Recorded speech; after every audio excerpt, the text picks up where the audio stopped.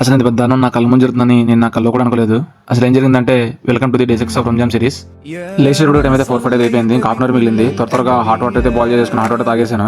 తర్వాత ఉజు అయితే చేసుకున్నాను. ఉజు అయితే చేసుకుని తహజుద్ నమాజ్ కోసం రెడీ అయిపోయాను. తహజుద్ నమాజ్ అంటే ఏంటి అంటే ఈ నమాజ్ 3కి అయితే చదువుతాము. దీని గురించి అయితే నెక్స్ట్ వీడియో చెప్తాను. తహజుద్ నమాజ్ అయితే కంప్లీట్ చేసుకుని సెహర్ అయితే కంప్లీట్ చేశాను. తర్వాత ఫజర్ నమాజ్ టైం అయితే అయిపోయింది. ఫజర్ నమాజ్ చదివేసుకొచ్చేసి ఇప్పుడు స్లీప్ అయితే వేసాను. లేచి ఆఫీస్ బయలుదేరిన టైంలో ఒక సంఘటన నా కళ్ళ ముందు జరిగింది. అలాంటి సంఘటన నా కళ్ళ ముందు జరిగింది నేను ఎప్పుడు అనుకోలేదు.